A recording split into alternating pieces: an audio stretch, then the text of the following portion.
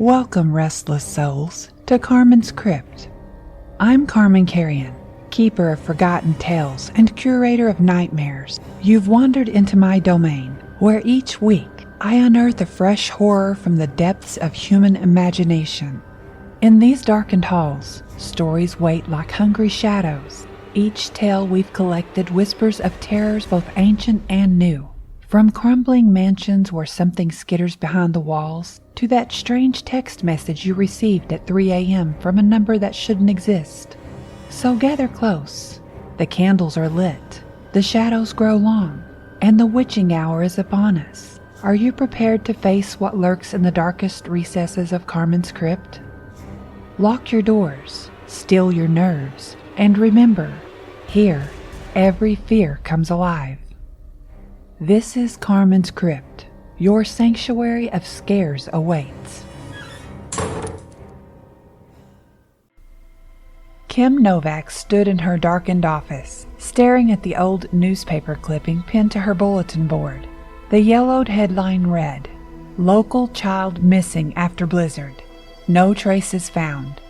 The article, dated 20 years ago, included a photo of a young girl with dark hair and bright eyes. Another little girl stood beside her in the photo, their arms around each other. "Best friends," the caption said. Only one would survive that winter. Kim unpinned the clipping, her hands shaking slightly. She had been that surviving girl. Jenny, her best friend, had vanished during the worst storm of 1994. They had been having a sleepover at Jenny's house when they heard the crying outside. Jenny had been convinced it was her little brother, locked out somehow. Before anyone could stop her, she had opened the door. Kim remembered the sudden blast of cold air, the way Jenny had stood frozen in the doorway, staring at something in the swirling snow. Then she had stepped outside, despite Kim's screams. They found Jenny's footprints in the snow the next morning. They led to the woods behind the house, then simply stopped, just like all the others.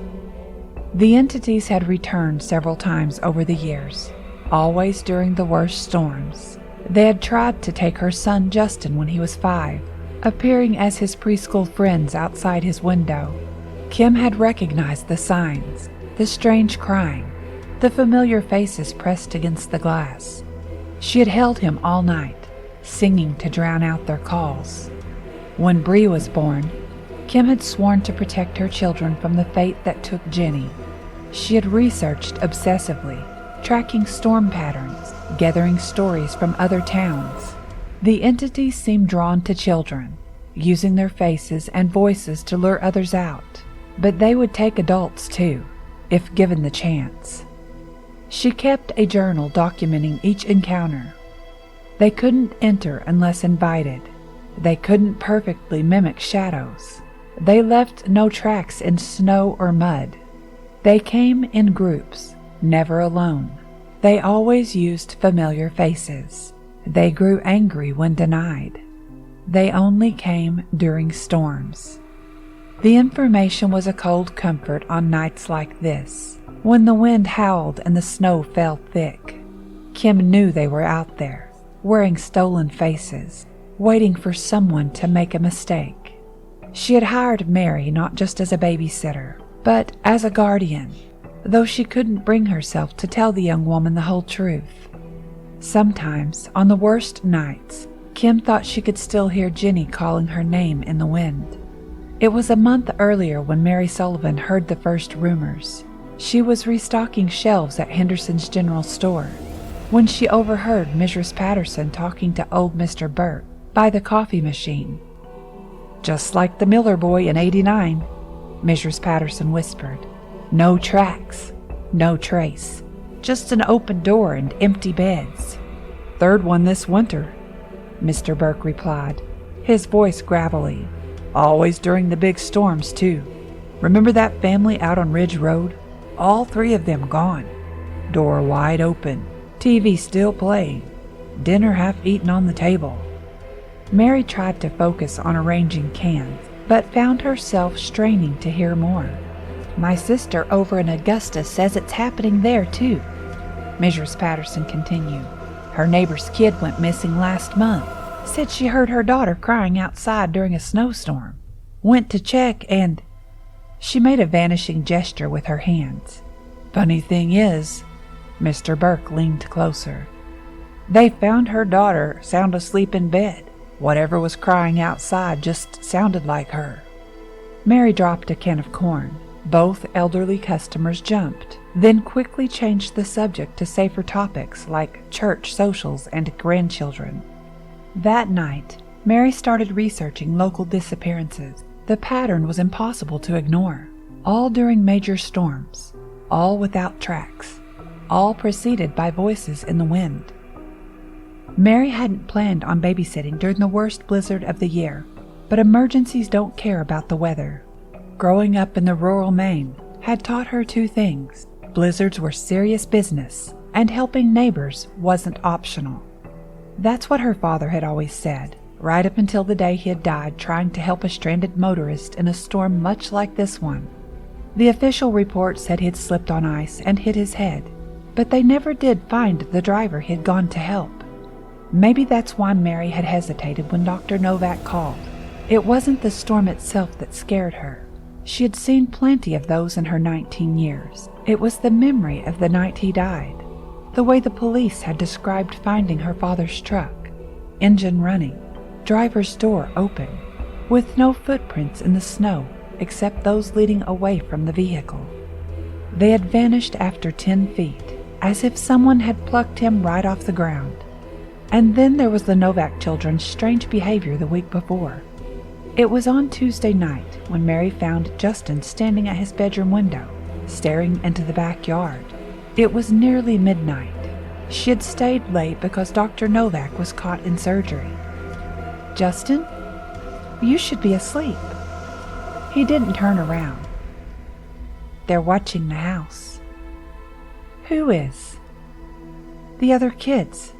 They look like us, but they're not us." His voice was flat, emotionless. "They're waiting for the big storm." Mary felt a chill run down her spine. "There's nobody out there, Justin. Come on, back to bed." He finally turned, his expression troubled. "Dad says I'm not supposed to talk about them. He says it makes Mom upset." Then on Thursday, Bree's behavior during art time was the first real warning sign. Instead of her usual bright drawings of pandas and rainbows, she filled page after page with dark figures standing in snow. They all had the same face, her face, but with empty black eyes. "What are you drawing, sweetie?" "The cold children," Bree said, not looking up. "They want to play with me, but Mommy says I can't let them in, even if they look like me and Justin." "When did you see these children?" "In my dreams, but they say they're coming for us real soon, when the snow gets bad." She reached for a black crayon. And then Friday afternoon, the weather report predicted the worst storm in years. Mary arrived to find both children sitting on the stairs, waiting. "You shouldn't stay," Justin said immediately. "They know you're coming. They know Dad's away." Bree clutched her favorite panda. "They're excited. I can feel it." "Who's excited?" The siblings exchanged looks. "The others," they said in unison. Dr. Novak arrived home then, interrupting the conversation. But as she rushed to get ready for her shift, Mary noticed her placing salt across the windowsills. In the kitchen, she found strange symbols drawn in chalk above the doors. "Just some old habits," Dr. Novak said when she caught Mary looking. "My grandmother was superstitious about storms." But her hands shook as she drew the last symbol. As she left for the hospital, she gripped Mary's arm. "Whatever happens tonight, whatever you hear, remember that my children are inside with you. Anything that looks like them outside is lying." Mary dismissed the strange warning with an uneasy shiver. She had bills to think about now. Her mom had never fully recovered from her father's death, the grief triggering a depression that left her unable to work full-time. So Mary had put her college plans on hold, turning her weekend babysitting job into a full-time gig, along with working at the store. It was just enough to make ends meet. The parents in town trusted her. She was responsible, level-headed, and good with kids. More importantly, she genuinely cared about the children she watched. She had been there for Justin's first ball game and had helped Bree learn to read. They weren't just clients, they were her extended family. Dr. Kim Novak, a trauma surgeon at Memorial Hospital, had been called in for an emergency surgery after 3 cars collided on the icy highway. With her husband stuck in Chicago due to canceled flights, she had desperately called Mary, her most trusted sitter.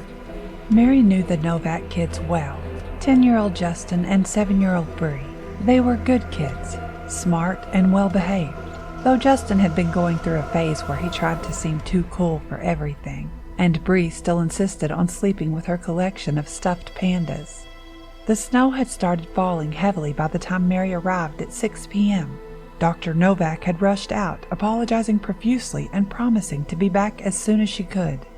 "Everything you need is in the fridge," she had said, hurrying to her car.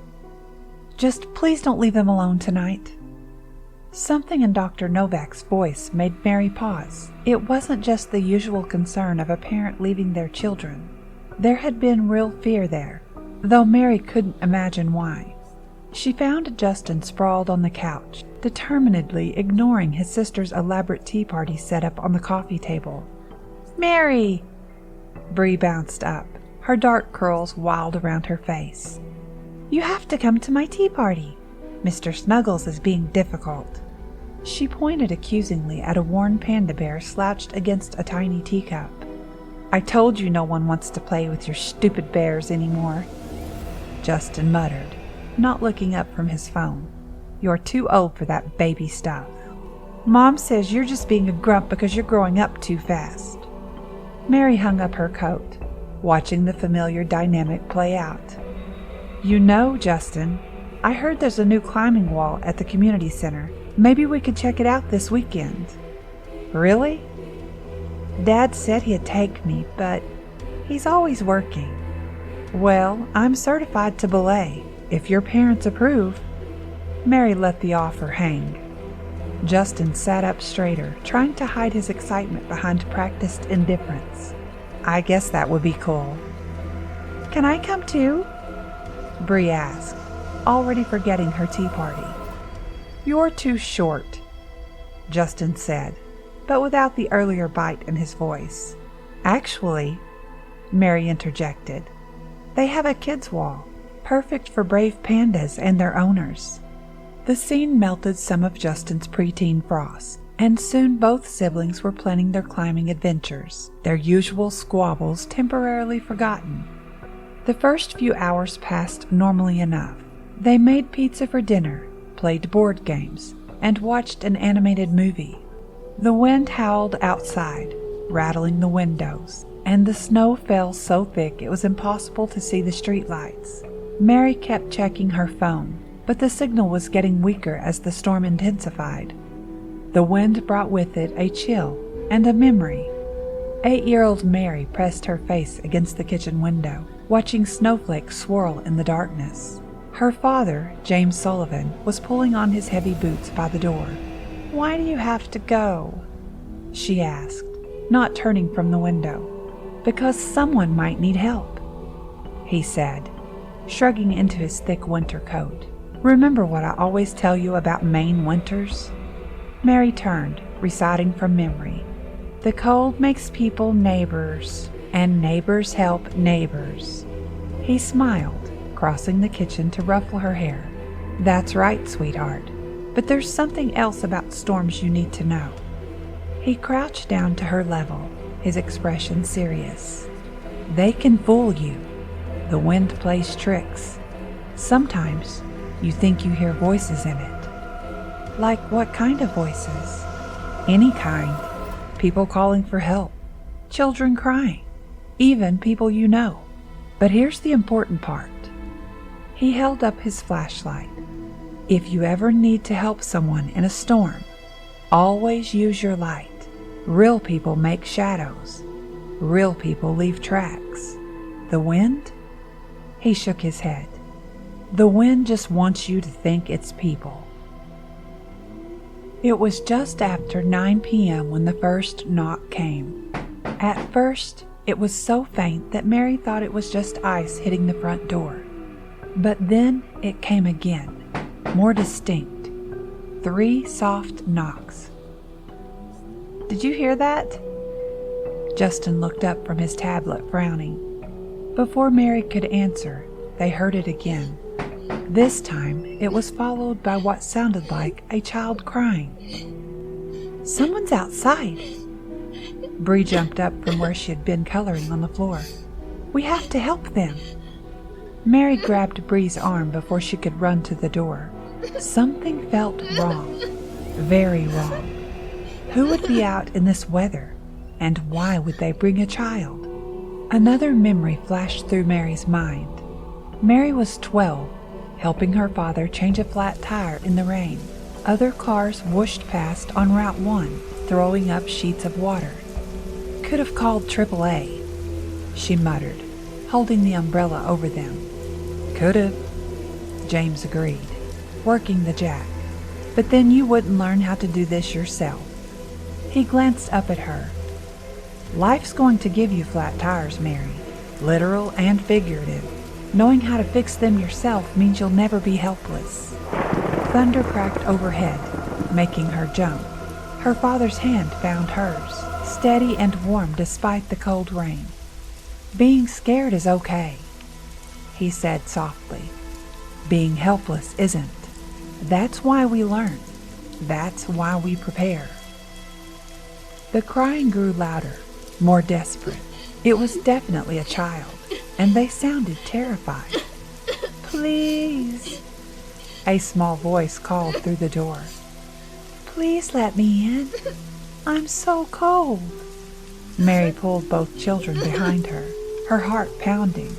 The voice sounded young, maybe Bree's age, but there was something off about it, something that made the hair on the back of her neck stand up. I'll call the police, she said, reaching for her phone. No signal. Mary? Justin's voice was shaking. Mary, look. He was pointing at the large bay window next to the door. Through the swirling snow, pressed against the glass, was a face. A child's face.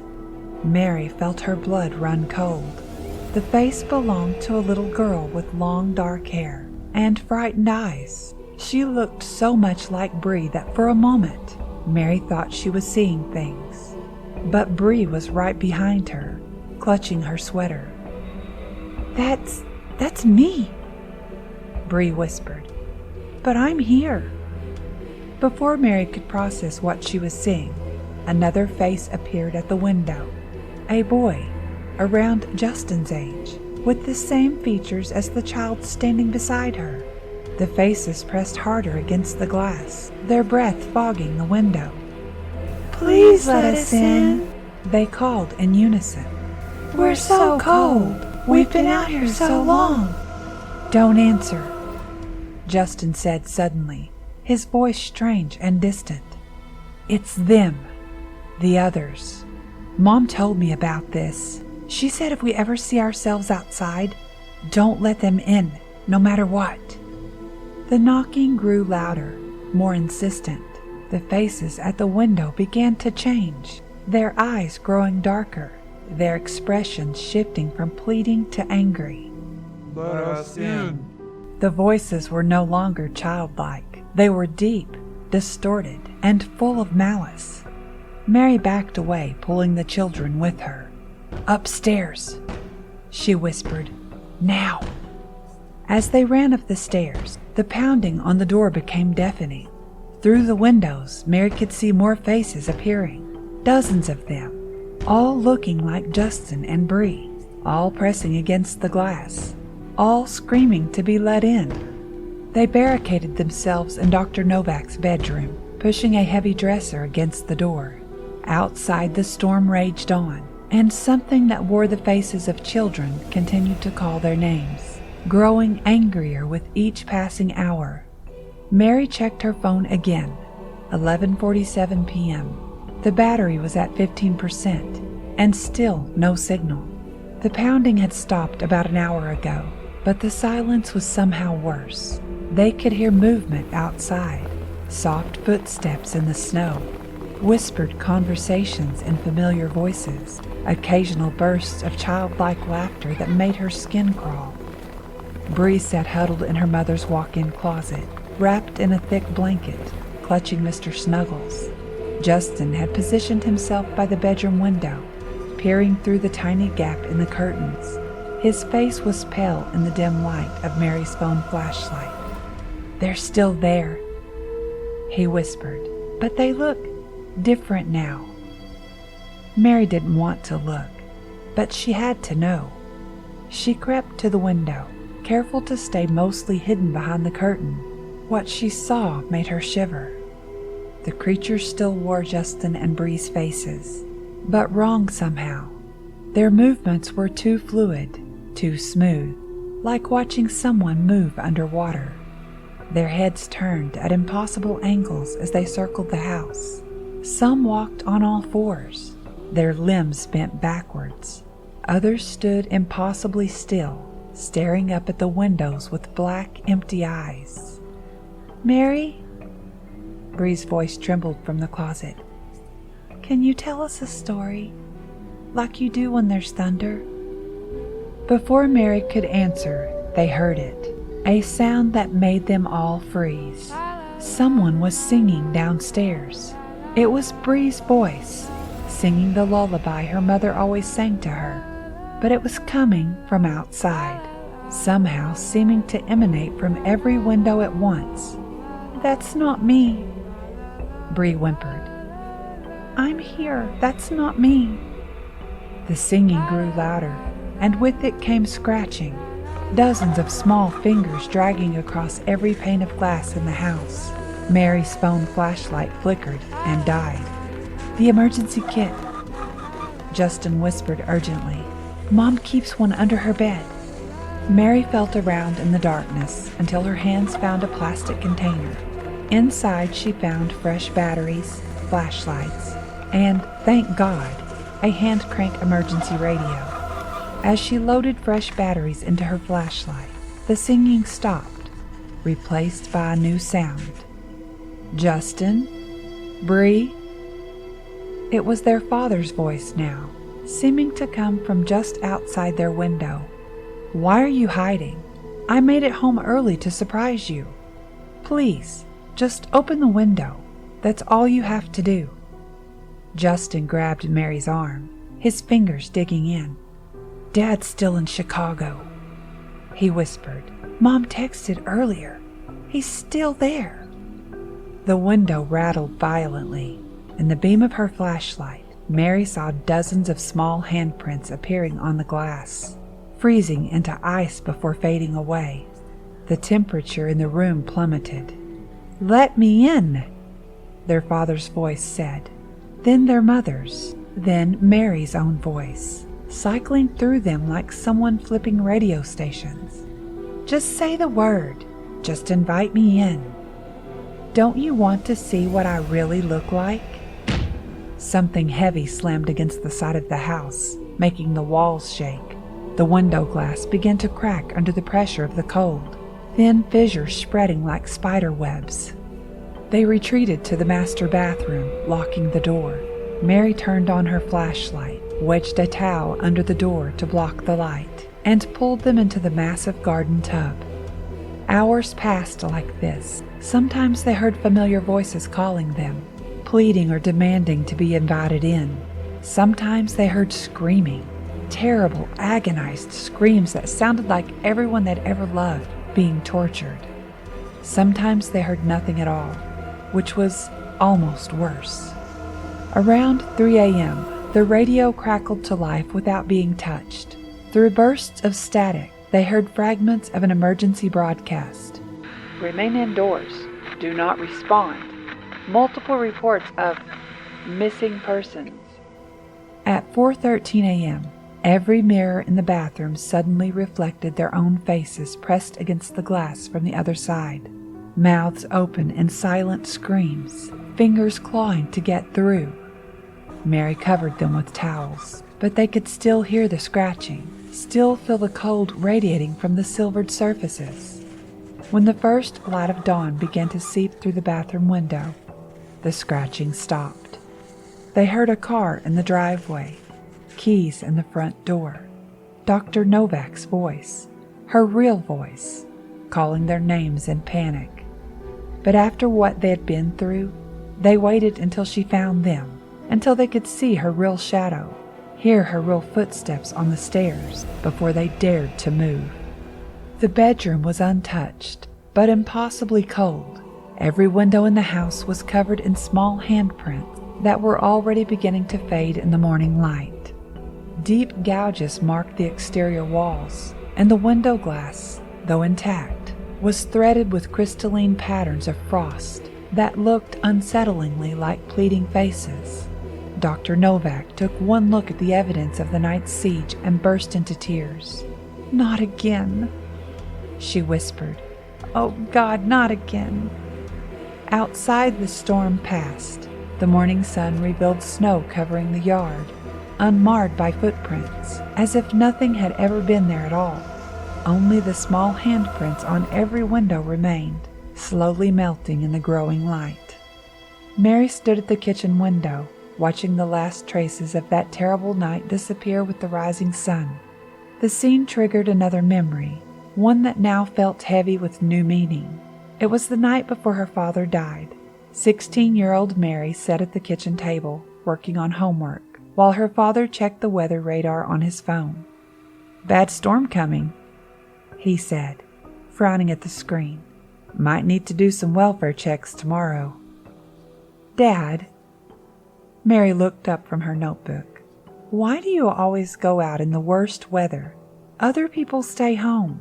He was quiet for a moment, considering. "You remember Ms. Larson, 3 winters ago?" Mary nodded. The elderly woman had lived alone on the outskirts of town. If I hadn't checked on her during that ice storm, she would have frozen when her heat went out. Sometimes being a good neighbor means going out when everyone else stays in. He smiled, but there was something sad in his eyes. "Just remember what I taught you about the wind. Real people make shadows," Mary repeated. "Real people leave tracks. That's my girl." He kissed the top of her head. "Now finish your homework. Tomorrow's going to be a long day." Later, when Mary finally worked up the courage to ask Dr. Novak about what Justin had said, the doctor grew pale. "There are things out there," she whispered. "Things that steal faces and voices. They've been here before, trying to take my children. That's why I needed someone to stay with them tonight. They always come during blizzards." Mary thought about leaving and never coming back. Any reasonable person would. But as she watched Justin and Bree playing in the living room the next day, Justin actually joining his sister's tea party for once, both of them still shaken but alive, safe, her father's words echoed in her mind. Being scared is okay. Being helpless isn't. She thought about all the storms her father had ventured into, not because he wasn't afraid, but because someone needed help. She thought about his lessons, about real shadows, real tracks, about being prepared, about how the cold makes people neighbors, and neighbors help neighbors. "I want to know everything," Mary told Dr. Novak that evening. "Everything you know about them, how to fight them, how to protect the children." Dr. Novak stared at her for a long moment, then nodded slowly. She opened her desk drawer and pulled out a worn leather journal. "It started 20 years ago," she began, "with my best friend, Jenny."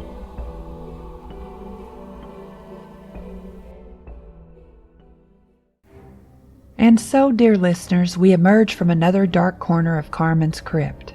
But remember, the horrors you've heard tonight are merely echoes of the terrors that await in the shadows of your own mind.